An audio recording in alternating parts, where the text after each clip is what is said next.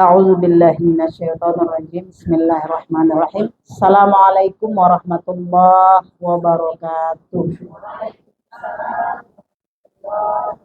Alhamdulillahilladzi arsala rasulahu bil huda wa dinil haqq liyuzhirahu 'alad dini kullihi wa kafa billahi syahida.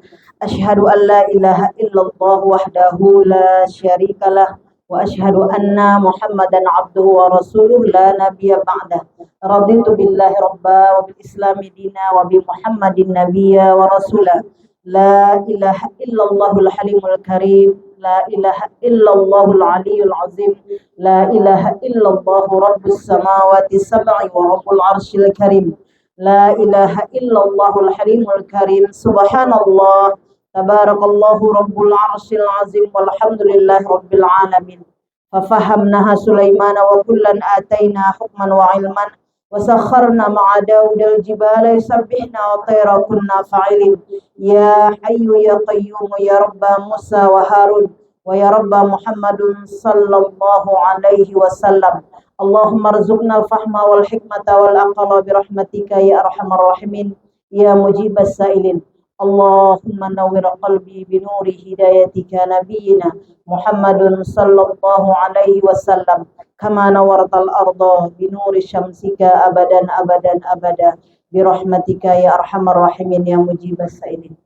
Alhamdulillah, dalam kesempatan kali ini kita sudah berada di 30 Rabiul Awal ya.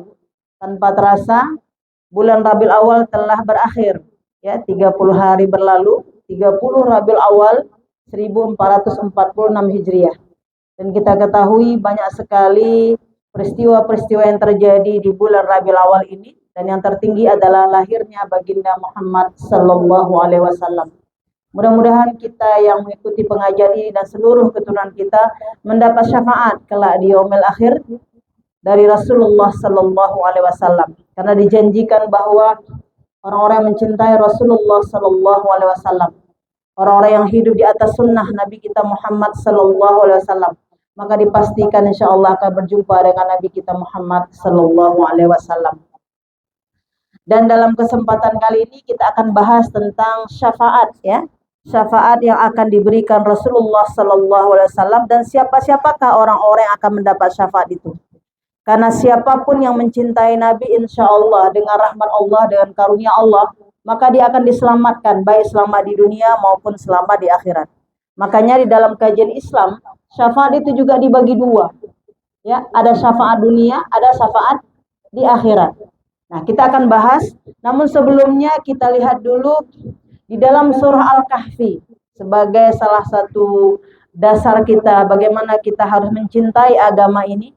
Allah Subhanahu wa taala telah berfirman di dalam surah Al-Kahfi ayat 28. Dan mudah-mudahan kita semua dan keturunan kita tergolong orang-orang yang mendawamkan surah Al-Kahfi, khususnya membaca itu di hari atau di malam Jumat, karena Allah akan memberikan cahaya antara satu Jumat dengan Jumat berikutnya. Inilah berkah-berkah yang Allah beri, fadilah-fadilah yang Allah berikan kepada orang-orang yang mengikhlaskan dirinya untuk mendawamkan surah Al-Kahfi. Pada surah Al-Kahfi ayat 28, A'udzubillahi minasyaitonirrajim. Bismillahirrahmanirrahim. Wasbir nafsaka ma'al ladzina yad'una rabbahum bil ghadawati wal 'ashyi yuriduna wajhahu wa la ta'du 'ainaka anhum turidu zinatal hayatid dunya wa la tuti' man aghfalna qalbah an dzikrina wattaba' hawahu wa kana amruhu furta. Ayat ini menyindir kita bahwa Allah Subhanahu wa taala berpesan kepada Rasulullah, wasbir, wahai Muhammad, bersabarlah. Kalau kita ingat Ibu, kalau kita baca sejarah Nabi sabar apa enggak? Berarti yang disinggung siapa? Nabi itu udah penuh sabarnya. Wasbir nafsaka ma'al ladzina yad'una rabbahum bil ghadawati wal 'ashyi. Bersabarlah engkau wahai Muhammad bersama orang-orang yang menyeru Tuhannya pagi dan senja, pagi dan sore, kepada orang-orang yang dia telah mengharapkan ridha Allah. Jadi kita sama orang baik itu Bu, harus sangat bersabar. Dalam dakwah itu harus sangat bersabar. Dalam taat itu harus sangat-sangat bersabar. kami dalam kepulangan kemarin ke Tanah Suci, dari Tanah Suci, dan dalam perjalanan ketika melaksanakan ibadah umrah, tentunya di situ ada city tour ya. Di situ ada city tour, ada perjalanan di kota Mekah, ada perjalanan di kota Madinah. Banyak sekali yang bisa kita ambil ketika mata kita ini, mata fisik kita ini melihat tentang fakta sejarah yang Allah bentangkan di kota Mekah dan di kota Madinah. Salah satunya itu adalah ketika kita katakan berada di mana? Ketika kita berada di Jabal Malaikat. Ya, di Jabal Malaikat. Kurang lebih perjalanan dari kota Madinah ya ke Jabal Malaikat, ke kota Badar, dan peristiwa Badar yang paling besar itu adalah ketika terjadi perang Badar 17 Ramadan. 17 Ramadan berarti dalam keadaan ibadah puasa. Kan dalam ibadah puasa. Rasulullah berjalan kaki 150 km dengan keadaan yang begitu sangat terjal. Tapi hari ini jalan itu sudah sangat mulus sekali. Maka kita lihat 150 km berjalan dalam kondisi sedang tidak makan dan tidak minum. Walaupun dalam sejarah dikatakan bahwa ada sebahagian yang ikut itu mereka berpuasa, tapi sebagian ada yang tidak berpuasa. Yang berpuasa tidak mencela yang tidak berpuasa, yang tidak berpuasa tidak mencela yang berpuasa. Makanya kita musafir ini, bagi yang kuat silakan puasa, bagi yang tidak kuat silakan berbuka. Ini kajian dalamnya lagi ya. Tapi mau kita lihat bahwa dalam perjalanan dari kota Madinah itu ke kota Badar, itu luar biasa gersangnya. Gersangnya luar biasa, ya kan? Tetapi ketika sampai di kota Badar itu hijaunya luar biasa. Ibarat mau kita sampaikan, kalau ibu-ibu pernah lihat, sahabat pernah lihat di kota Switzerland, itu hijau ya. Maka mirip-mirip kayak begitu. Ketika di kota Badar, tanamannya hijau ya, bonsainya ada segala macam, itu luar biasa. Nah, yang paling unik lagi adalah sekelilingnya itu semuanya gunung batu. Gunung batu. Ya, gunung batu yang tidak ditumbuhi apapun. Tidak ditumbuhi tanaman-tanaman. Tetapi ada satu gunung yang Allah ciptakan, itu namanya Jabal Malaikat. Makanya Allah abadikan ya di dalam Al-Qur'an, Jabal Malaikat itu adalah di mana Allah Subhanahu wa taala menurunkan 5.000 malaikat. Untuk apa? Untuk menolong kaum muslimin terhadap musuhnya kaum musyrikin. Karena kaum musyrikin itu jumlahnya 1.000 orang. Sementara kaum muslimin jumlahnya hanya 300 orang. Makanya kata Allah, engkau tidak usah takut ya Rasulullah. Bertakwalah kepada Allah, maka pertolongan akan datang kepadamu. Dan ayat Al-Quran yang Allah jelaskan itu bukan hanya terjadi pada diri Rasulullah SAW. Perjalanan sejarah ini akan menjadi saksi. Siapapun yang bertakwa, maka dia tidak lemah, walaupun dia sedikit. Dan jumlah kita yang banyak akan menjadi lemah kalau tidak bertakwa. Ini harus kita garis bawahi dalam Islam. Jika jumlah kita banyak, tetapi tidak bertakwa, itulah sebenarnya selemah-lemah keadaan. Tapi jika jumlah kita sedikit, tapi kita semuanya orang yang militan, maka ini insya Allah akan mendapatkan kemenangan. Makanya nanti di ayat lain Allah mengatakan apa? Kumpulkan 20 orang sabar. 20, ini kita ada 20 enggak? Kumpulkan 20 orang sabar, maka dari 20 orang sabar itu engkau akan mendapatkan 200 orang. Ya kan? 200. Jadi 20 orang sabar, dia akan mengalahkan 200 orang, Ibu. Jika ada 200 orang, maka dia akan mengalahkan sampai 2.000 musuh. Jadi kami cerita-cerita dulu, ketika awal-awal berdakwah, itu kita hanya ada 20 orang. Ya, awal-awal dulu. Tahun 1991, ketika saya berada pertama sekali di Banda Aceh. 20 orang. Dari 20 orang itu, yang kumpul yang militan terus mengaji 20 orang. Dari 20 orang yang sabar itu tertatih-tatih. Ya kan? Dari rukun iman, rukun Islam, kemudian ihsan dan seterusnya. Dari 20 orang itu membuka cabang 20 tempat di rumahnya masing-masing. 20, maka di rumahnya buka satu, akhirnya ada 20 tempat. Dari 20 tempat itu menyebar lagi. Dalam waktu beberapa tahun kami kumpulkan, itu alhamdulillah terkumpul 500 orang dari 20 orang tadi. Di Anjung Monmata. Dengan acara waktu itu pelatihan sholat khusyuk. Ini mau kita katakan kecil-kecilnya kita. Tapi yang besarnya Allah telah gambarkan di dalam Al-Quran. Apabila engkau ingin mengalahkan 200 musuh, cukuplah mengumpulkan 20 orang sabar. Makanya ketika kita kaji bahwa sabar ini adalah kepalanya daripada seluruh amalan. Kita kalau duduk kayak gini, kalau nggak sabar nggak bisa juga. Ada yang sakit pinggang, ada yang ada kegiatan ini, kegiatan itu ya. Kalau nggak kita sabari ini, kesempatan lain, urus anak dan segala macam. Maka sabar ini menjadi satu kepastian. Nah, apa yang Allah berikan kepada orang yang sabar, yang mengikuti pada perang Badar, itu luar biasa.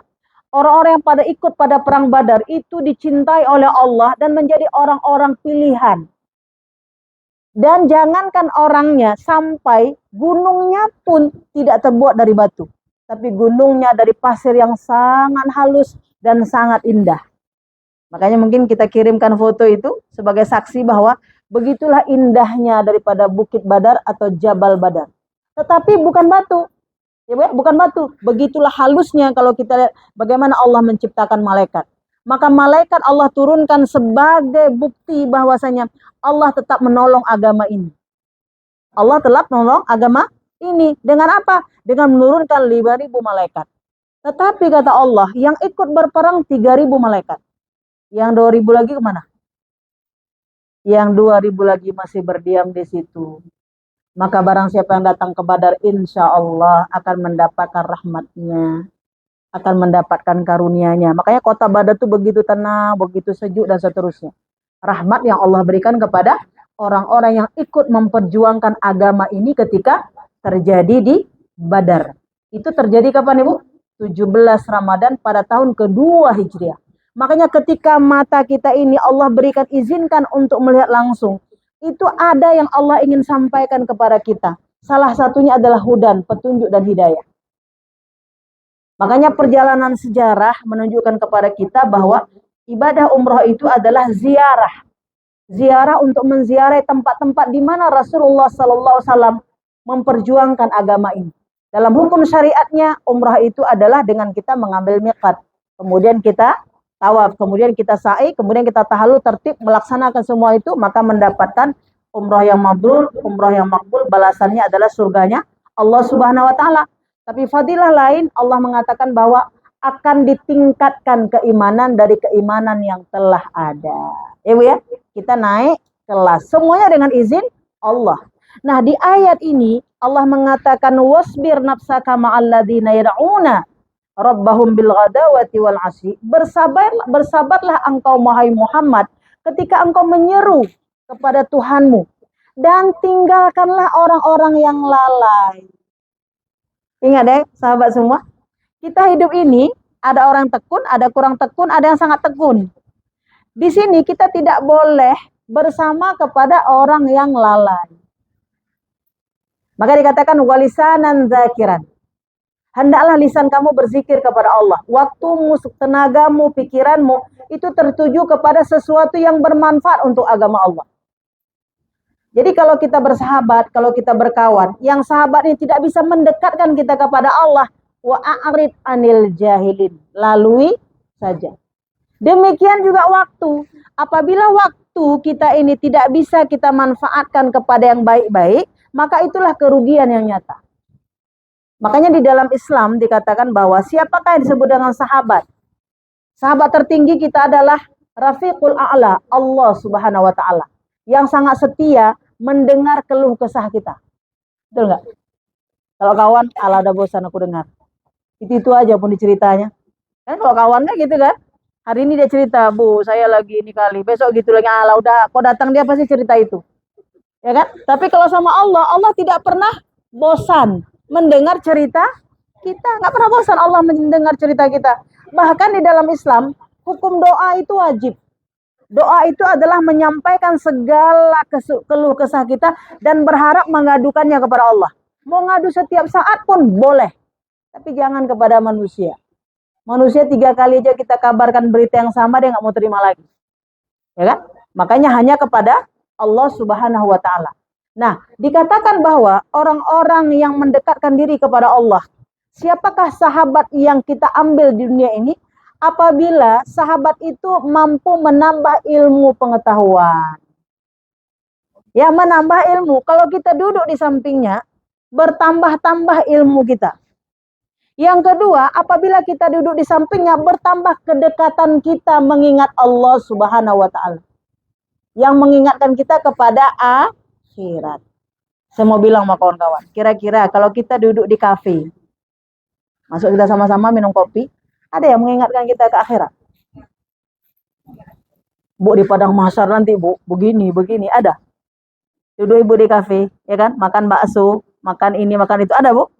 Nah, makanya kalau sering kali duduk di sana, maka terjauh dari lisanan zakiran. Boleh apa enggak? Boleh seperlunya saja. Seperti mengambil garam untuk makanan.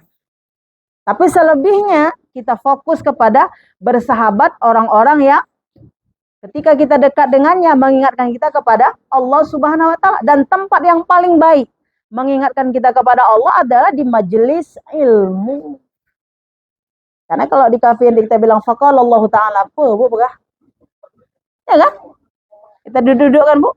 Oh, ceramah nih. Makanya saya kalau pergi undangan kan, ketika duduk itu sahabat bertanya, "Ustazah, bagaimana hukumnya begini?" "Hai, Bu, di undangan deh, Bu." Di undangan dia tanya. Nanti waktu di ngaji kita bahas. Kayak gitu kan? Kenapa? Kita berdua asik, orang dengar nggak asik. Orang dengar nggak asik karena kita di keramaian yang beragam dengan tujuan masing-masing. Tapi kalau di ngaji ini, kalau nggak cerita akhirat, aneh. Di ngaji ini kalau cerita dunia aneh benar? Aneh. Kalau nggak cerita akhirat yang aneh. Ya, kalau cerita dunia itu aneh sekali. Kalau cerita akhirat memang itulah tujuan daripada kita duduk di majelis ilmu. Makanya bersahabat, ambillah sahabat-sahabat yang ketika kita bersamanya mendekatkan kita kepada Allah Subhanahu wa Ta'ala. Mengingatkan kita kepada akhirat. Walal akhiratu khairul laka minal ula. Maka kata Allah apa? Bersabarlah engkau wahai Muhammad kepada orang taat kepada Allah Subhanahu wa Ta'ala. Karena asbabun nuzul ayat ini terkenal dengan Bapak ketika ada pembesar-pembesar, ya pejabat-pejabat yang datang, maka meninggalkan orang fakir yang taat. Tidak boleh seperti itu.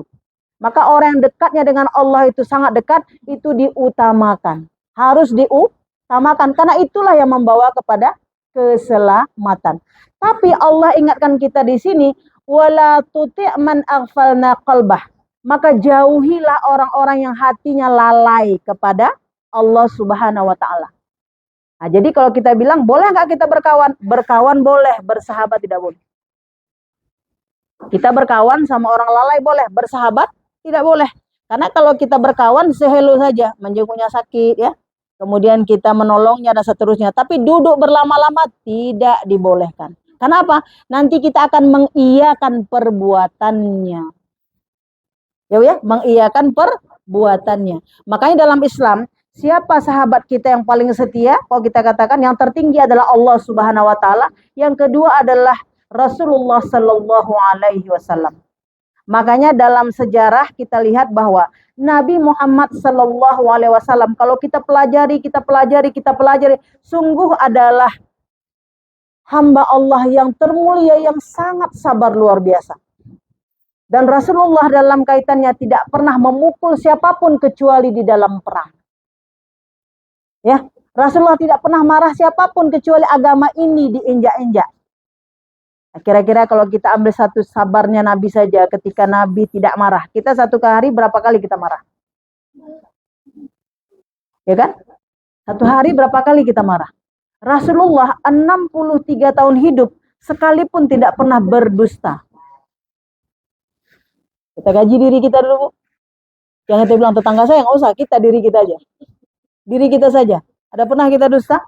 Ada yang terpaksa? Ada nggak kita sadar bahwa kita berdusta? Makanya ketika nanti di padang mahsyar, ya ketika di padang mahsyar, itu kan seluruh nabi-nabi kan ingin mencari syafaat. Termasuklah Nabi Ibrahim, Khalilullah. Maka Nabi Ibrahim mengatakan, enggak, saya tidak bisa memberi syafaat. Umatnya datang kepada Nabi Ibrahim. Tidak, saya tidak bisa memberi syafaat karena saya pernah dulu berdusta. Ketika saya membawa istri saya Sarah. Lalu dia katakan bahwa itu adalah putri saudaranya. Dia mengatakan itu saudaranya. Kenapa? Raja Namrud itu suka kali sama perempuan. Kalau dibilang itu istrinya, diambil. Kayak gitu kan? Makanya ketika dia mengatakan bahwa 3 kali Nabi Ibrahim dalam hidupnya berdusta. Tapi itu dikatakan apa? Bukan berdosa apa-apa, untuk sesuatu yang baik. 3 kali seumur hidupnya. 3 kali. Jadi yang pertama itu adalah ketika dia mengatakan bahwa ini adalah saudara perempuanku. Padahal itu adalah istrinya. Maka ketika nanti di yaumil akhir, ketika semua manusia mengharapkan syafaat dari Allah, dari nabi-nabi, maka Nabi Ibrahim mengatakan, tidak, aku tidak pantas untuk memberi syafaat. Karena aku dalam hidupku dulu pernah mengatakan ini. Ya kan? Nah, jadi kalau kita lihat, itu Nabi Ibrahim seperti, maka siapakah yang paling utama memberi syafaat? Yang paling utama memberi syafaat adalah semuanya kembali kepada Nabi Muhammad Sallallahu Alaihi Wasallam. Ini kita pelajari. Nah, di ayat ini dinyatakan apa? Bersabarnya Nabi itu satu dalam taat. Nabi dalam melakukan ketaatan itu luar biasa. Yang kedua, saya ingin katakan apa? Sabarnya Nabi kita contoh seperti Nabi melakukan perjalanan ke Taif. Ke Taif itu lebih jauh lagi juga. Ya kan, luar biasa. Rasulullah bersabarnya dalam taat ketika dia menjalankan dakwah ini, maka Allah Subhanahu wa taala ya mengatakan kepada Rasulullah, hendaklah berhijrah ke kota Taif. Di Taif itu semuanya menolak Nabi, kecuali satu orang, Adas, si tukang penjaga anggur. Ingat ya, itu bukan penduduk asli. Siapa dia? Pendatang. Dan pendatang ini masih beragama Hanif. Ya, la ilaha illallah, bertuhankan kepada Allah. Maka ketika Nabi mengetuk-ngetuk pintu dari rumah ke rumah, hendaklah beriman kepada Allah. Hendaklah beriman kepada Allah. Aku adalah Muhammad Rasulullah. Mereka menutup pintu itu. Coba bayangkan. Ketika mengetuk pintu, lalu setelah itu dia tutup kembali. Kemudian Nabi gedor lagi pintu berikutnya. Gedor lagi pintu berikutnya. Apa yang terjadi? Semua menolak. Karena Nabi sudah mengulang-ulang setiap rumah. Akhirnya mereka berkumpul untuk memusuhi Rasulullah, untuk melempar Rasulullah. Makanya kalau ibu nanti berada di kota Taif, nampak itu batu yang siap untuk diterjunkan ke badan Nabi. Nah, apa yang terjadi? Maka Rasulullah Sallallahu Alaihi Wasallam datanglah ke kebun anggur Adas. Adas ini bukan pemilik anggur, tetapi dia hanya tukang penjaga anggur. Dalam hukum Arab dulu, kalau kita dikejar musuh, maka kita boleh masuk ke kebun seseorang. Jika diterima di kebun itu, kita aman, nggak boleh diganggu lagi. Kalau keadaan kekinian, kalau kita masuk ke bandara kan, jadi konsulat-konsulat itu kalau misalnya ada musuh segala macam, kalau dia masuk ke bandara, boleh nggak ditembak? Enggak boleh. Nah, dulu bukan bandara, karena belum ada bandara. Ya kan? Dulu apabila seseorang masuk ke pekarangan seseorang, lalu dia diterima, maka tidak boleh diserang lagi. Tidak boleh dimusuhi lagi. Nah, Allah memberi petunjuk kepada Rasulullah untuk masuk ke kebun Adas. Nah, peristiwa ini unik. Ketika berbicara dengan Adas, karena Adas lihat bahwa Nabi Muhammad dalam kondisi yang sangat haus, ya, sangat letih dan seterusnya, maka Adas memberi buah anggur kepada Rasulullah Sallallahu Alaihi Wasallam. Ketika memakan buah anggur, maka dia mengatakan Bismillahirrahmanirrahim. Maka Adas mengatakan, alangkah indahnya bahasa ini. Alangkah indah dan tidak pernah aku dengar orang mengatakannya. Tetapi dalam cerita-cerita ayahku dulu, bahwa ini adalah bahasa yang akan diungkapkan Nabi di akhir zaman. Siapakah engkau, wahai pemuda yang mulia? Ingat ya? Maka dikatakan, aku adalah Muhammad, utusan Allah. Maka dia mengatakan, aku bersaksi, asyhadu alla ilaha illallah wa asyhadu anna Muhammadar Rasulullah. Masuk Islam dengan kata Bismillah. Makanya kita sahabat semua, sekecil apapun ya perbuatan-perbuatan itu, kalau kebaikan itu amalkan terus, amalkan terus. Mau pakai baju Bismillah, mau keluar rumah Bismillah, semua Bismillah. Dan ini peristiwa ini, satu orang yang masuk Islam ini karena ungkapan Bismillahirrahmanirrahim. Kalau kita berapa kali Bismillah udah dengar? Ya kan, bukan? Ucapan Bismillah. Nah, rahmat Allah lagi apa yang Allah berikan? Dengan masuknya seorang manusia ini, yaitu Adas, maka Rasulullah bergairah, bertambah bersemangat. Itu satu orang. Kita kalau ngaji, kalau udah biasa 50 orang, datang 20 orang, macam mana rasa kita? Bu? Ibu ngundang tamu 1000 orang. Yang datang 200 orang. Macam mana rasanya? Rasulullah, dia datang ke Taif yang begitu jauh. Yang masuk cuma, tapi dikatakan apa? Begitu gembiranya Rasul ketika ada satu orang yang menerima dakwah ini. Ini luar biasa. Sabar yang tidak ada duanya dibandingkan dengan siapapun dunia wal akhirat. Ini harus kita tiru. Kenapa? Karena Allah akan memberi rahmat. Siapa yang bersabar itu, Allah hilangkan keluhan dalam jiwa. Ini keluhan-keluhan ini akan dihilangkan. Keluhan-keluhan akan dihilangkan. Maka itulah yang tertinggi.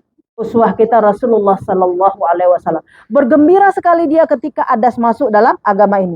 Maka ketika itu Rasulullah berdoa kepada Allah. Allahumma hdi qaumin fa innahum la ya'lamun. Ya Allah, jangan timpakan bala kepada kaum Taif. Jangan timpakan bala karena mereka tidak mengetahui. Karena yang mengetahui ini Adas dia sudah masuk dalam syahadat asyhadu alla ilaha illallah wa asyhadu anna Muhammadar Rasulullah. Makanya kita lihat apa berkahnya, ya kan, anggur yang dimakan Rasulullah.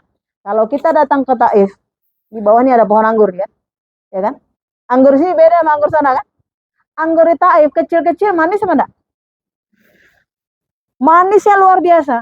Makanya saya katakan kepada sahabat-sahabat, jika kita sudah makan anggur di Taif, kita berdoa kepada Allah, ya Allah, hari ini kau rezekikan aku makan anggur di Taif, izinkanlah aku makan anggur di surgamu ya Allah. Karena anggur bukan sembarang anggur. Anggur yang pernah dimakan Rasulullah Sallallahu Alaihi Wasallam. Makanya manis semua buah-buahan yang ada di Taif.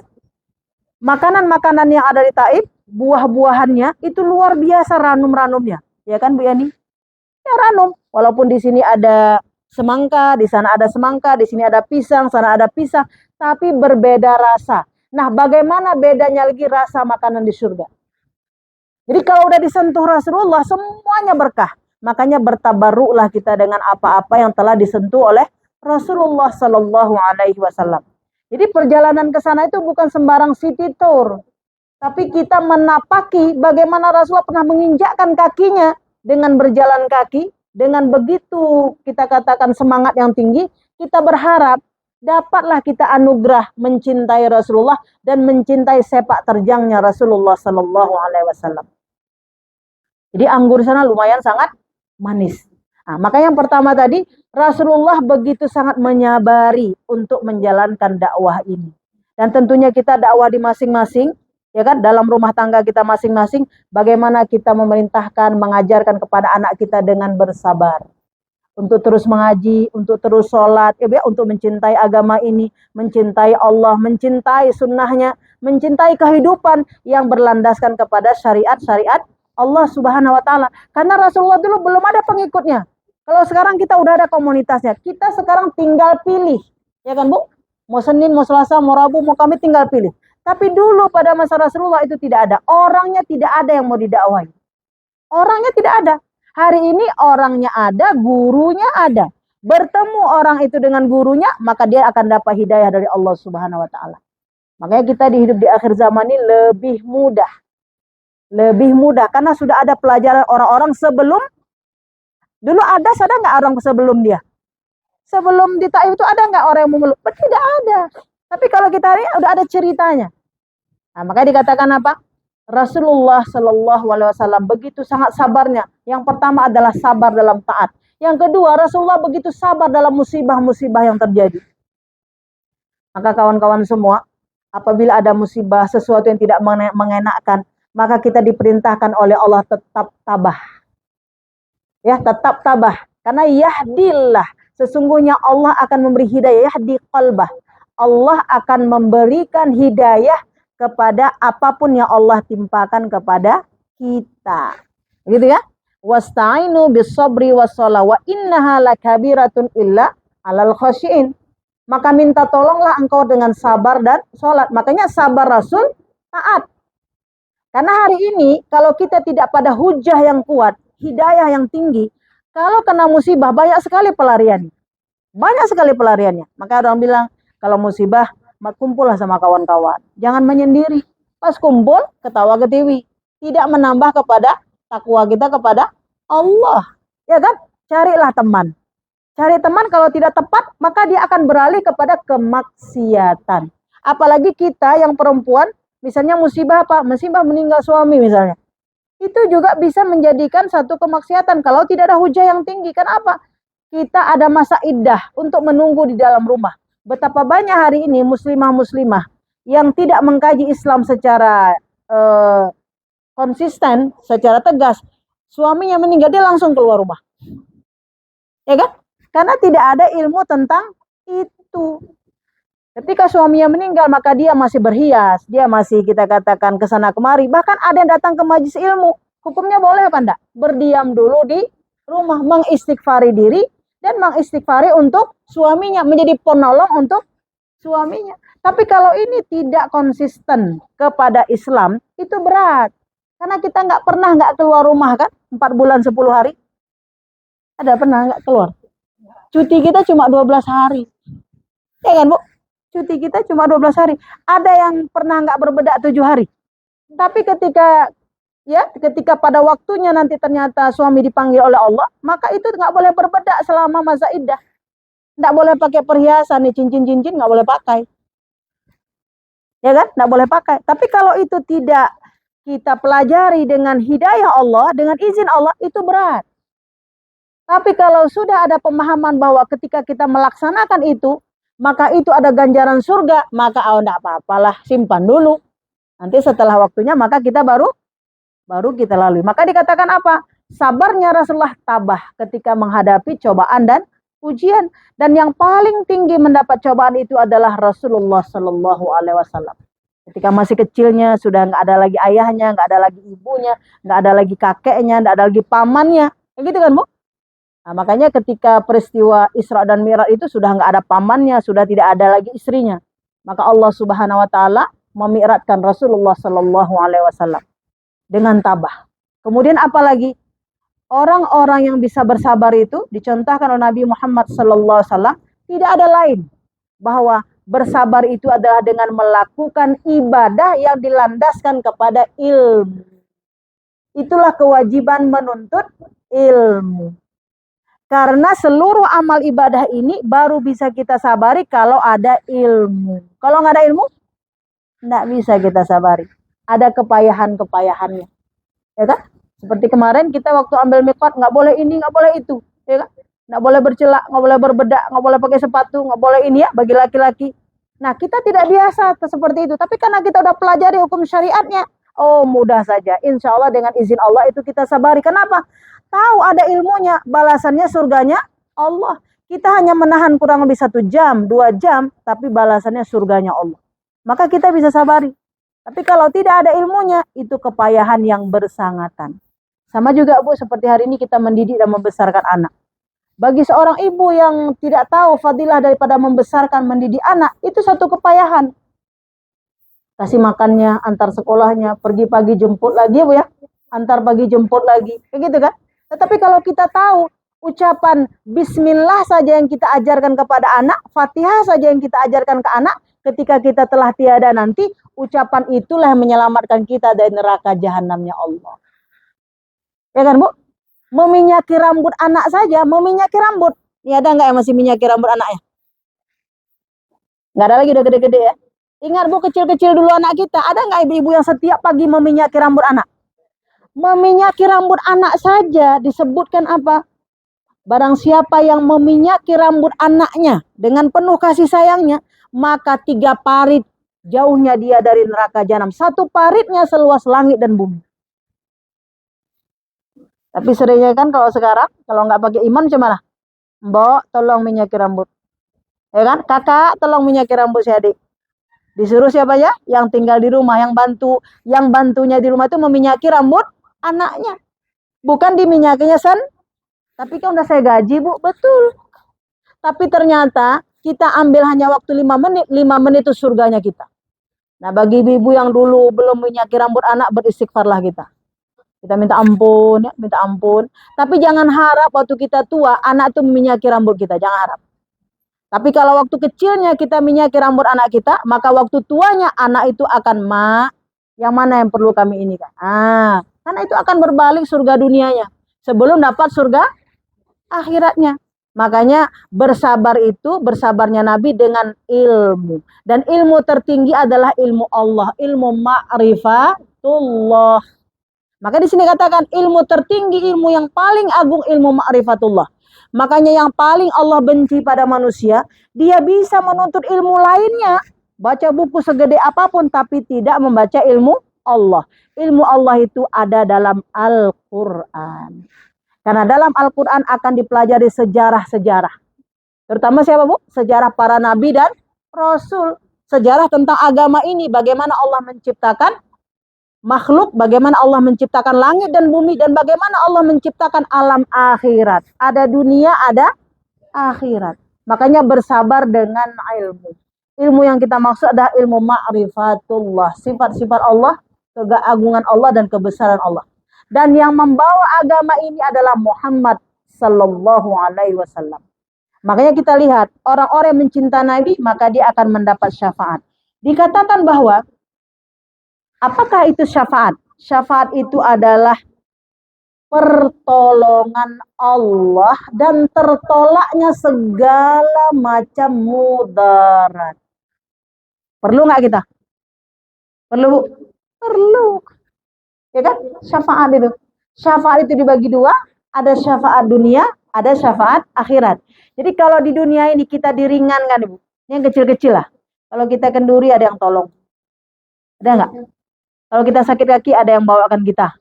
Kita nggak bisa datang ke balai ini. Dia bilang, Bu sama saya aja saya bonceng. Itu syafaat tuh.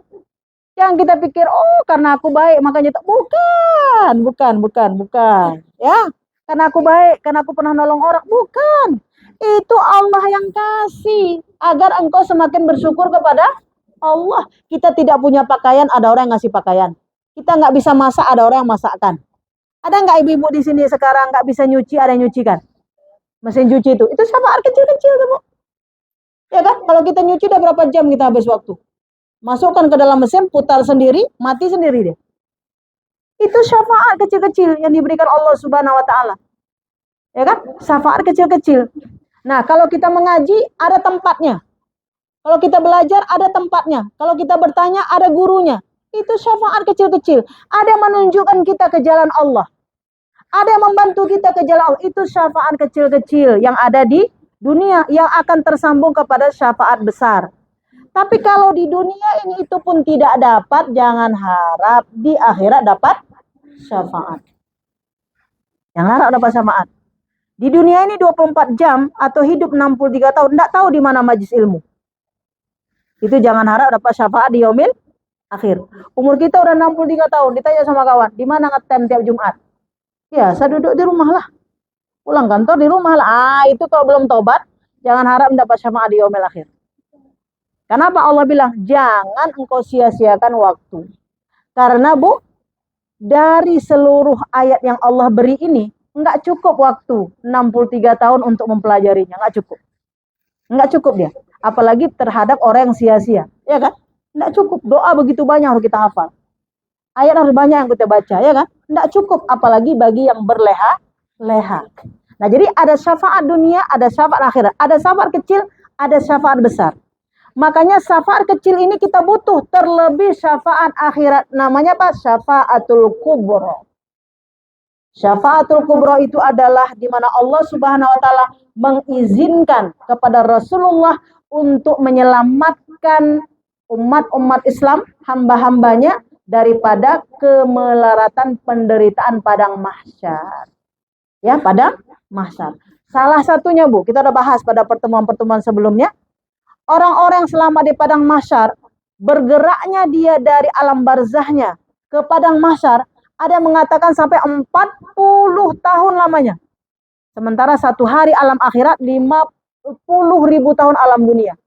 Dia berjalan kaki dari alam barzahnya menuju padang mahsyar dengan terseok-seok begitu lama. Tetapi berdasarkan ilmu disebutkan apa? Orang yang sangat merespon cepat ketika datangnya azan, lalu dia langsung mengambil air wudhu dan dia sholat, maka secepat itulah respon dia ketika tiba di padang mahsyar. Ini ada nggak kisi soal untuk kita selamat apa nih? Kalau zuhur jam 12:30, maka kita sholat 12:30. Kalau zuhur misalnya jam 1, kita sholat jam 1. Ya kan? Kalau isya misalnya jam 8, kita juga sholat jam 8. Tapi kalau misalnya zuhur 12:30, kita sholat 2:30, ada alamat 40 tahun. Dari alam barzah ke, ada alamat tuh. Itu alamatnya. Tapi kalau sesekali karena sakit, sesekali karena mudarat apa segala macam, itu tidak dihitung oleh Allah. Karena kebiasaan kita ini berdasarkan kebiasaannya juga nanti ketika kita dibangkitkan di alam barzah. Makanya para ulama mengatakan begini.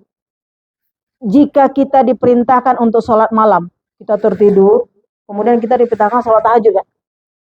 Itu untuk menunjukkan kepada kita nanti waktu di alam barzah, waktu ketika ditiup sangkakala, udah berada kita di alam barzah, tertiup sangkakala, supaya kita nggak keheranan. Karena ketika dibangkitkan, oh rupanya udah kiamat. Ya kan gitu kan? Kan kita kan ketika malam hari bangun tahajud kan belum subuh tuh. Kita bangun, oh masih adanya rupanya waktu jam 3, jam 4, jam 5, jam 6 ya. Tapi kita sholat kan? Nah orang yang tidak pernah sholat tahajud, waktu di alam barzahnya ketika dibangkitkan lagi oleh Allah bahwa kiamat telah tiba, maka di situ dia sangat terkejut dan tidak ada waktu lagi untuk dia memohon ampun kepada Allah. Makanya orang-orang yang salat tahajud diberi ganjaran oleh Allah melewati sirat secepat kilat. Yang tidak ada juga dimiliki pada salat fardu. Tidak ada pada salat fardu. Melewati sirat secepat kilat. Padahal sirat itu seperti rambut dibelah 7. Setelah dibelah 7 barulah lewat kita di atasnya. Kalau bukan karena cahaya, kalau bukan karena iman, kalau bukan karena Nur Muhammad, kalau bukan dengan cahaya Allah berikan, nggak mungkin selamat. Dan di bawah rambut dibelah 7 itu, itulah api neraka yang menyala-nyala. Tetapi Allah beri janji, orang yang rutin qiyamul lail, mendawamkan dirinya, diselamatkan secepat kilat. Makanya kita tengok ada orang cepat sampai, ada orang lama sampai. Hai, makan telat, mogok. Makanya hati-hati kok di dunia kita sering mogok-mogok. Biarlah mogok di dunia, jangan mogok di... Ada kan? Hai pakan ladang, pecah ban. Kenapa nggak aku periksa dulu pecah ban? Kenapa nggak diperiksa bannya dulu kan gitu ya? Ada yang bilang lagi, kenapa? Oh rupanya minyaknya habis, bensin habis. Makanya sebelum mengendara, kita harus servis dulu. Kita sebelum kita menuju akhirat, ini kita servis diri kita. Sampai-sampai dikatakan begini, Bu.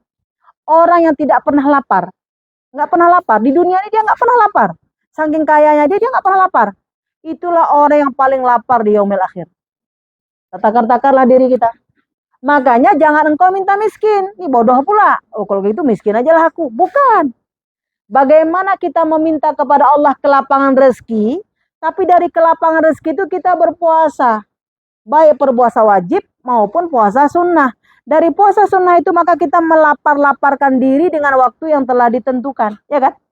Makanya orang yang banyak berlapar-lapar karena puasa, atau orang yang berlapar-lapar karena du'afa, tapi dia bersabar, itulah orang yang paling kenyang nanti di yaumil akhir. Nah, takar-takar doa lah. Saya juga takar diri saya. Ini bulan Rabiul Awal berapa hari kita puasa? Oh nggak ada saja, nantilah Rabiul Akhir lah. Nah, kan gitu kan Bu? Udah Rabiul Akhir, nah puasa. Nanti Jumadil Awal. Nggak ada juga Jumadil Akhir. Kayak kita bilang kemarin, Bu, kita harapkan Rabiul Awal kita khatam lah Al-Quran. Iya Bu, insya Allah saya khatam. Ini udah hari ke-16, saya Bu malam ini saya tamatkan. Jadi waktu hari ke-16 belum baca Quran. Pas hari ke-16 tuh kita kasih kajian, dia bilang, Bu, saya malam ini juga 16 kan hari ini. Hari ini kan 16 Rabiul Awal. Hari ini ku khatamkan langsung 30 juz. Nah, semangatnya. Rupanya besok enggak juga. Ya, besok enggak juga. Udah hari ini udah berapa? Hari 30 Rabiul Awal. Gimana saja? Enggak apa-apa, Bu, masih ada nanti Rabiul Akhir. Oh iya. Rabiul Akhir. Kan gitu kan? Pas 30 Rabiul Akhir, gimana? Masuk Jumadil Awal? Saya saja emang belum, Pak. Tapi ini tekad saya 1 minggu saya goal kan. Oh iya. Pas 30 Jumadil Awal belum juga. Ya kan? Karena tulul amal itu memang digoda setan. Tulul amal tuh begitu dia, begitu terus. Makanya kalau hari ini bisa pray, kenapa nggak pray aja? Pray aja lah ngaji hari ini. Pray aja kita. Nah, tapi tidak seperti itu, Allah akan uji kita dengan amalan-amalan dan dengan berbagai macam godaannya. Nah, jadi kita lihat padang mahsyar itu orang dapat syafaat dari Rasulullah Sallallahu Alaihi Wasallam. Dan semua nabi tidak diizinkan dan tidak malu kepada Allah untuk memberi syafaat. Maka seluruh nabi berjumpa dengan Muhammad Sallallahu Alaihi Wasallam. Nabi kita yang mulia, akhirnya Allah Subhanahu Wa Taala mengizinkan Rasulullah untuk memberi syafaat kepada yang dikehendaki Nabi Muhammad Sallallahu Alaihi Wasallam. Maka dikatakan di sini apa? Syafaat itu siapakah yang akan diberikan Rasulullah Sallallahu Alaihi Wasallam? Yang pertama adalah ketika di padang mahsyar, itu perlu sekali syafaat. Yang kedua adalah kepada penghuni surga. Kita ini udah jadi penghuni surga. Mudah-mudahan Allah iakan di hari Jumat Barakah ini dalam jamaah yang mulia ini. Tetapi pintu surga belum bisa terbuka sebelum datang Rasulullah. Ibu pernah nengok rumah. Kita tamu datang udah 20 orang datang. Yang punya rumah belum datang, bisa kita masuk? Nyan lah di surga tuh. Seperti itulah di surga, udah kumpul semua. Kalau Nabi belum buka, belum bisa masuk. Macam mana kita nggak berselawat bersangatan kepada Rasulullah? Pernah ibu yang pegang kunci emaknya. Anaknya udah pulang semua, nggak ada kunci, masuk apa enggak? Sibuk lah telepon mamanya. Mamanya pun nggak dikasih HP sama anaknya. Tunggulah semua. Barulah anak yang tua bilang itulah, jo HP ke mak. Waktu dia makarat, baru dia bilang, jo HP ke mak. Tapi waktu dia lapang, nggak dikasih HP sama mamanya. Waktu dia perlu, baru bilang kasih HP. Udah datang mamanya, barulah terbuka pintu. Karena rumah itu milik emaknya. Baru bisa dibuka pintu. Nah di yaumil akhir, surga, udah tercatat kita ahli surga. Sebelum datang Rasulullah, nggak bisa dibuka surga. Tertutup. Makanya kita mengkhususkan diri ya untuk berselawat kepada Rasulullah. Jadi kita yang udah pengajian nih jangan lagi bilang saja kalau sambil masak boleh, janganlah kayak gitu kali.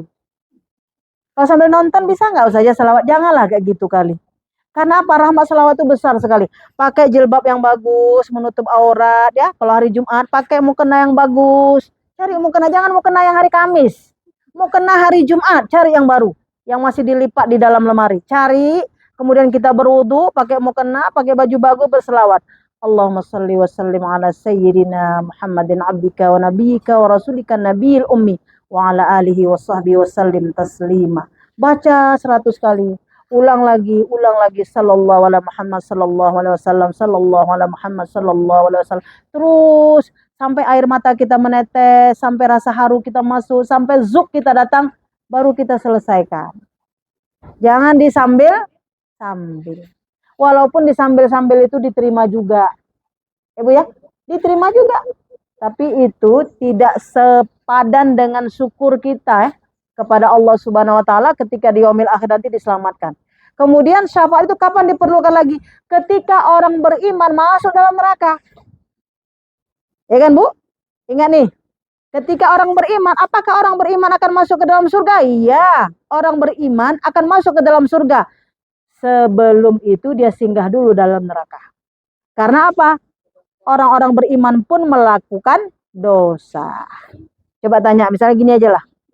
Ada sahabat karib saya, misalnya ibu tanya, Ustazah tuh kayak mana? Iya baik emang waktu ceramah bagus. Tapi kan Bu, ada juga tapinya. Ada tapinya kan? Iya, kalau cerita iya, kalau tausiah iya, gitu kan? Ada nggak salahnya? Oh, kan gitu kan? Artinya orang beriman itu singgah juga dalam neraka. Nah, waktu singgah dalam neraka, Rasulullah nggak mau masuk dulu dalam surga.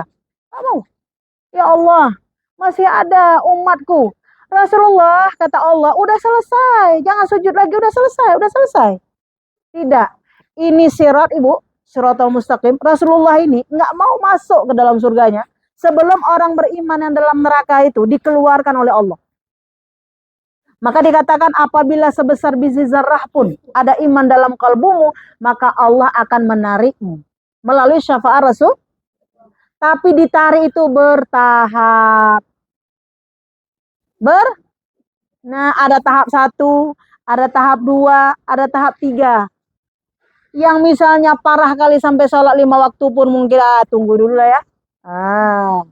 Kayak tadi saya katakan Nabi Ibrahim malu hatinya memberi syafaat, ya kan, ketika ditujukan kepadanya karena pernah 3 kali melakukan salah.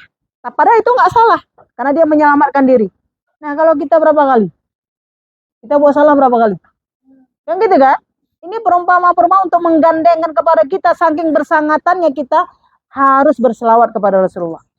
Jadi ditarik mana, ayo bawa. Udah habis itu Rasulullah udah mau masuk, ya Allah masih ada rupanya. Sujud lagi Rasulullah. Tidak, kata Allah. Sudah wahai Muhammad, hari ini sekarang tidak ada lagi waktu bersujud. Masuklah engkau ke dalam surga. Tidak ya Allah, sampai masih ada umatku yang ada dalam neraka. Maka kita ingat dosa gitu. Jangan capek kali Nabi kita. Capeknya balik lagi. Pernah ibu ngurus anak kecil, mungkin ibu bawa Siti Tur ya. Bawa Siti Tur anak kecil ke Lunga mungkin ya. Cari satu, ini belum ada, itu udah hilang satu lagi, cari bolak-balik. Jadi kalau kita sayang sama Nabi, jangan memayahkan Nabi di yaumil akhir. Ya kan? Karena Nabi sudah gitu sayang sama kita, maka bagaimana kita memudahkan Rasulullah? Salah satunya adalah berada dalam ketaatan. Ya, berada dalam ketaatan. Makanya ketika Nabi bolak-balik, nah udah habis barulah Nabi mau masuk ke dalam surganya Allah Subhanahu wa taala. Maka dikatakan apabila ada sebesar biji zarah pun yang ada dalam dirimu, sungguh itu bisa menyelamatkanmu. Nah, kita lihat sekarang bagaimana cara memperoleh syafaat. Ini keadaan-keadaan yang bisa mendapat syafaat. Yang pertama adalah ucapan kalimat tauhid. Ucapan kalimat tauhid mampu membuat hamba Allah ini, mudah-mudahan tergolong kita di dalamnya, diberi syafaat oleh Allah Subhanahu wa taala. Siapakah itu? Ditanya sahabat kepada Rasulullah. Ya Rasulullah, siapakah orang paling bahagia nanti di padang mahsyar? Maka Rasulullah menjawab, orang yang paling bahagia di padang mahsyar adalah orang yang menyebutkan kalimah la ilaha illallah dengan penuh keikhlasan. Jangan di koma ibu ya. Ya, jangan titik terus. Orang yang mengucapkan kalimat tauhid dengan penuh keikhlasan, menjalankan perintah Allah, meninggalkan larangan Allah dengan rileks, dengan penuh sangat bersahaja, tidak ada paksaan. Jadi kita beramal ilmu, pergi ngaji senang, berinfak senang, baca Quran senang, salat tahajud senang, berkawan sama orang baik senang. Itulah orang yang paling bahagia nanti di yaumil akhir. Maka sampai-sampai dikatakan apa, orang mengatakan la ilaha illallah, maka dosa-dosanya dihapuskan oleh Allah Subhanahu wa taala. Maka kita latihan dari sekarang. Di rumah kita waktu ucap la ilaha illallah, tenang, jangan dikejar-kejar. La ilaha illallah, la ilaha illallah. Kita nikmati ucapan itu. Yang paling hebat, ucapan itu bisa membangkitkan kekuatan, membangun kekokohan kekuatan tauhid kita kepada Allah. Akhirnya muncul hakul yakin. Ya, hakul yakin.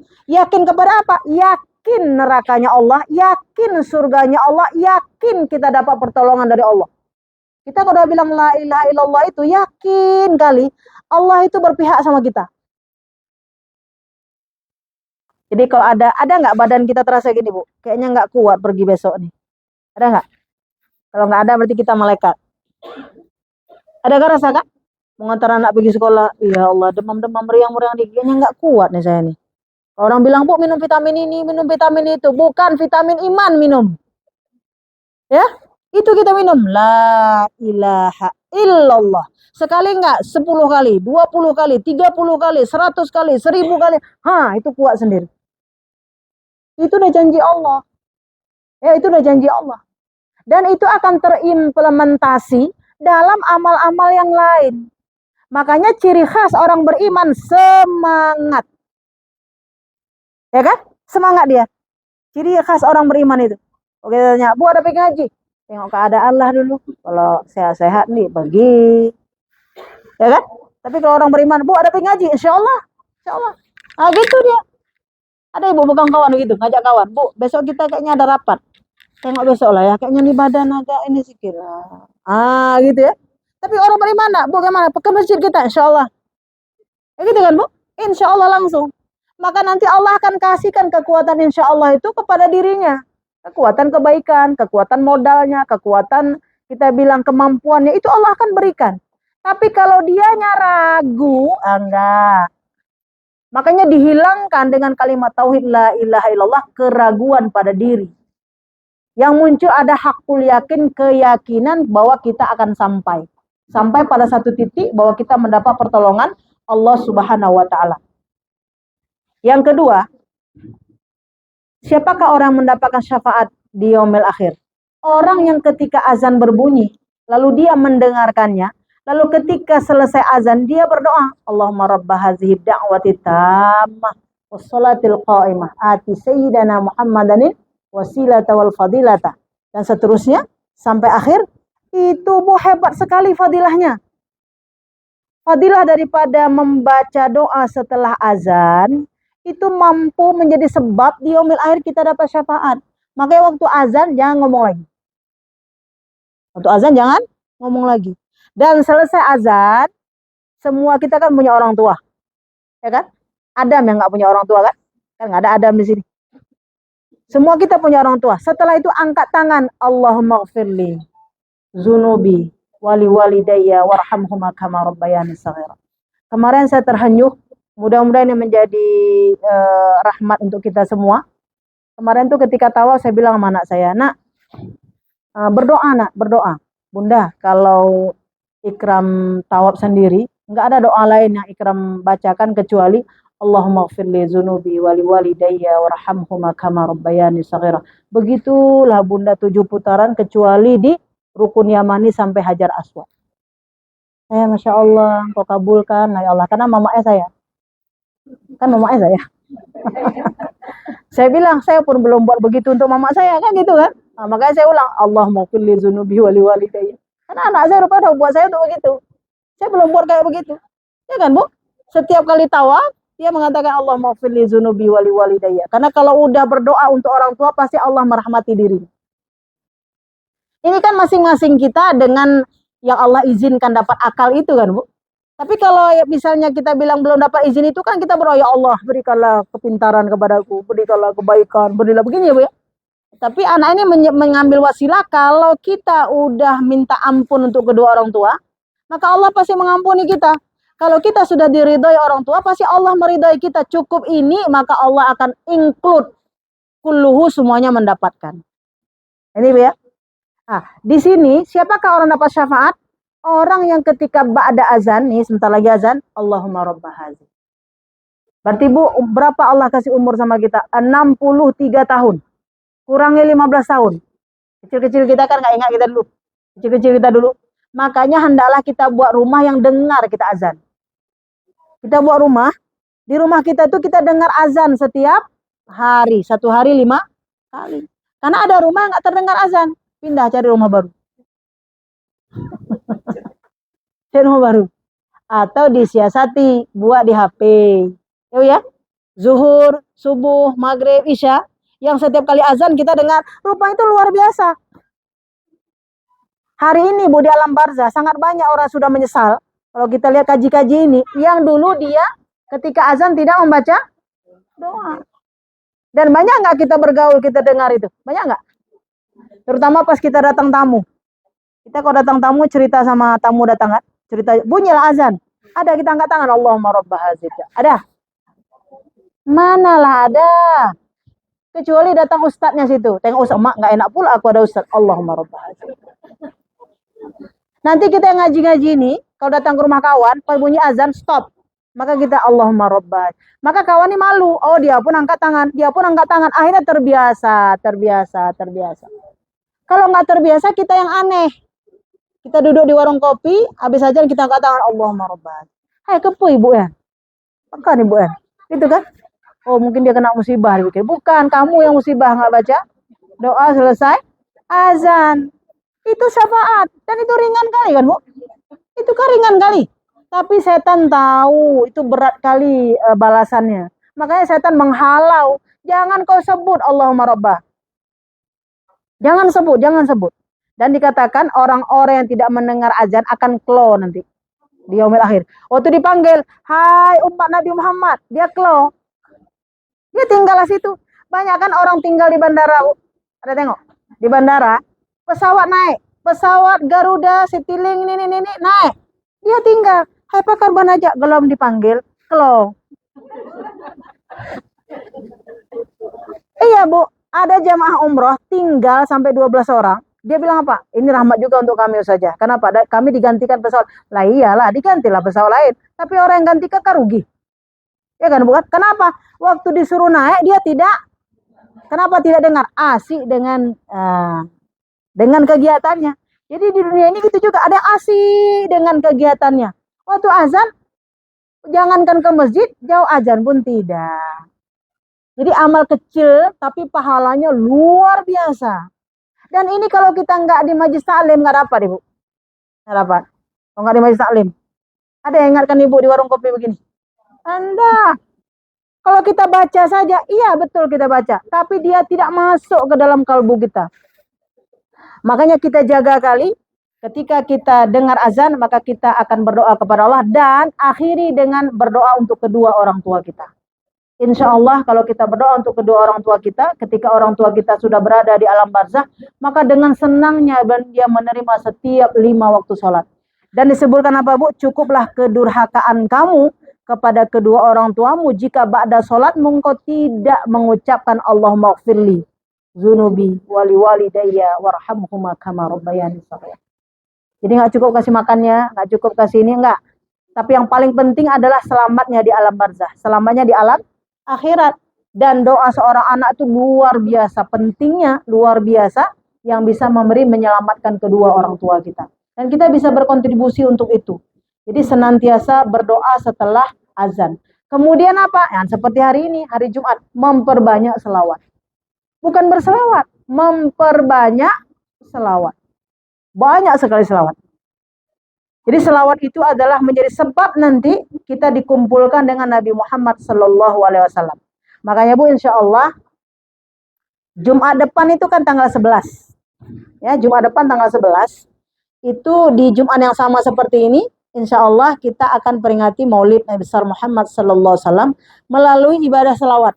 Jadi saya komen sedikit saja, setelah itu masing-masing kita buat grup masing-masing berselawat. Selawatnya yang terkait dengan selawat tentang Maulid. Ya Nabi salamun alaih boleh, ya kan? Yang terakhir nanti karena semua kita bercita-cita untuk berangkat ke tanah suci, baik berhaji ataupun berumrah, maka kita ambil selawat yang ada kaitannya untuk ibadah haji. Tuballighuna biha. Bagaimana aku bisa disampaikan untuk Baitullah, disampaikan untuk Baitullah, disampaikan untuk berziarah kepada Rasulullah. Nah, selawat untuk berziarah ke kota Nabi itu enggak usah dilakukan. Enggak usah dinyanyikan. Cukup diangkat tangan dan kita berdoa. Tetapi kalau ya Nabi salamun alaih untuk keindahan, boleh, enggak masalah. Asraqal badru alaina boleh. Nanti kita share di grup, ya kan? Ini untuk apa? Karena ketika kita mendengar selawat pun kita akan mendapatkan manfaat. Nah, berselawat Ibu, kita berselawat dengan mendengar tausiah ini juga, selawat itu juga jauh lebih tinggi juga fadilah-fadilahnya. Makanya nanti bagi kawan-kawan ambil grupnya 5 orang, ya kan, berapa grup, kita nanti akan batasi waktu 7 atau 8 menit satu kelompok untuk berselawat. Karena kita memperingati Maulid Nabi besar Muhammad sallallahu alaihi wasallam. Terkait apa? Untuk dapat syafaat. Dan ketika di balai ini banyak diucapkan salawat, maka menambah berkah tempat ini. Ya, menambah berkah tempat ini. Jadi nanti ada waktu-waktu kita buat seperti itu untuk apa? Menambah keberkahan dalam hidup. Dan saya pesankan sama kawan-kawan, janganlah kurang. Kalau kita udah ngaji ini, paling tidak 1 hari 500 selawat. Paling kurang. Subuh, zuhur, asar, maghrib, isya, 100. Kalau tidak bisa ba'da sholat 500, maka sebelum tidur 500. Tapi kalau udah dibiasakan, setelah 100, maka tambah 500 sebelum tidur. Rapel. Jadi berapa sehari, Bu? Nah, Ibu nanti bisa cek apa yang terasa dalam ruh kita ketika kita sudah berselawat 1000 kali dalam sehari. 1000 kali dalam? Tidak sempat saja sebelum tidur. Daripada mikirkan Sabang Merauke, mending kita nah, kita mau tidur kan mikir kawan kan nggak enak kali kawan tuh tadi ya gitu ya.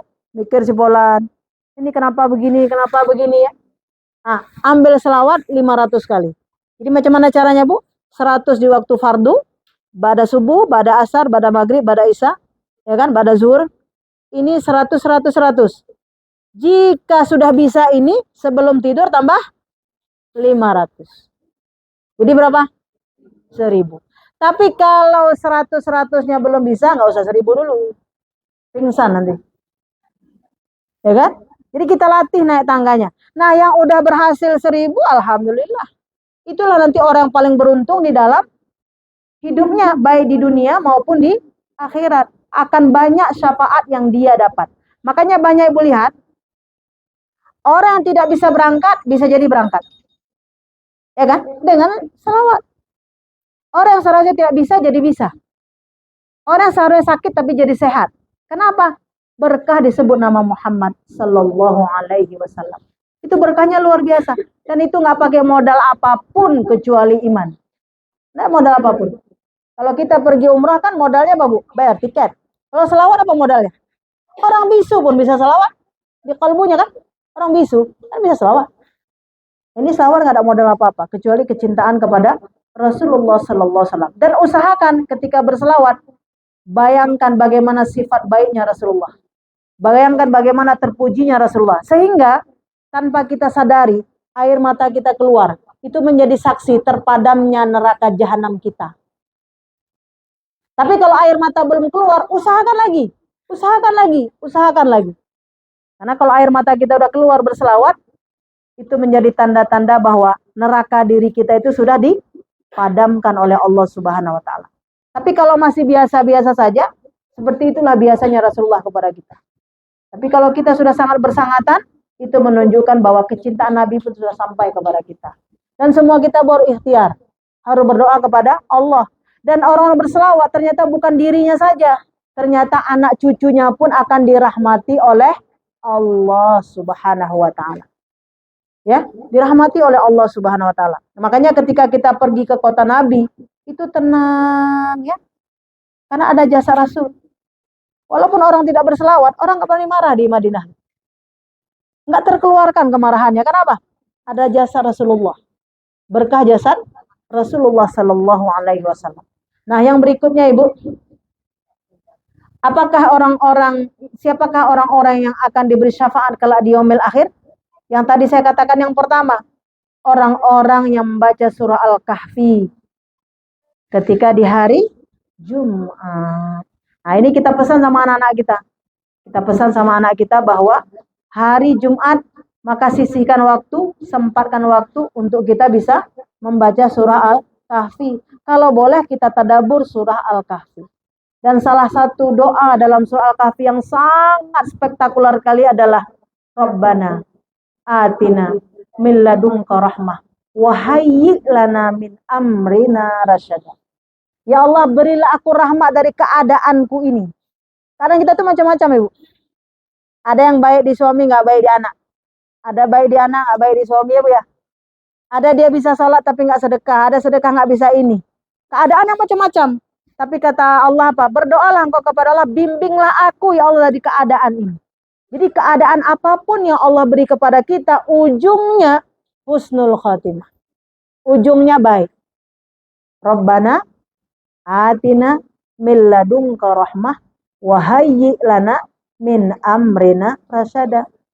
Ya Allah, dari keadaan apa yang kau berikan kepadaku, bimbing aku ya Allah. Aku tetap di dalam hukum syariatmu, aku tetap dalam hidayahmu, aku tetap dalam ketaatan. Bisa jadi Bu, orang waktu sehatnya dia taat kepada Allah, tapi waktu sakitnya dia nggak sholat. Bisa jadi orang waktu senangnya dia bisa bersujud kepada Allah, tapi ketika sempitnya dia tidak bersujud kepada Allah. Tapi kita bermohon kepada Allah, apapun ya Allah yang kau berikan kepadaku, aku mohon diriku semakin dekat kepadamu ya Rabb. Makanya bahasa Al-Qur'annya Rabbana atina min ladunka rahmah wa hayyi' lana min amrina rasyada. Nah, itu kita baca ulang-ulang, kita ulang-ulang, kita ulang-ulang. Untuk apa? Untuk menambah keberkahan di dalam hidup. Nah, inilah orang-orang yang akan mendapat syafaat nanti ketika di yaumil akhir. Kita centang Ibu, kita udah ada yang mana nih? 1, 2, 3, 4. Oh, ada 4-4-nya. Tinggal mohon kepada Allah, ya Allah, Engkau telah menjanjikan kepada orang-orang beriman dan beramal soleh, ya kan? Dengan janji yang tidak pernah Engkau ingkari, ya Allah. Karena Engkau zat yang paling lurus. Ya Allah, takdirkan aku ya Allah orang-orang yang mendapat syafaat kelak di yaumil akhir untuk anak keturunanku selamanya ya Allah. Ingat Bu ya, selamanya untuk anak keturunan kita, diri kita dan seluruh keluarga kita. Dan mudah-mudahan dengan kita kaji ini adalah bahagian dan ikhtiar kita untuk mendapat syafaat dari Rasulullah sallallahu alaihi wasallam. Dan mudah-mudahan Allah mengijabah dengan penuh rahmat dan kasih sayangnya dengan kemuliaan yaumil Jumu'ah ini. Subhanakallahumma bihamdika asyhadu an la ilaha illa anta astaghfiruka wa atubu ilaik. Assalamualaikum warahmatullahi wabarakatuh.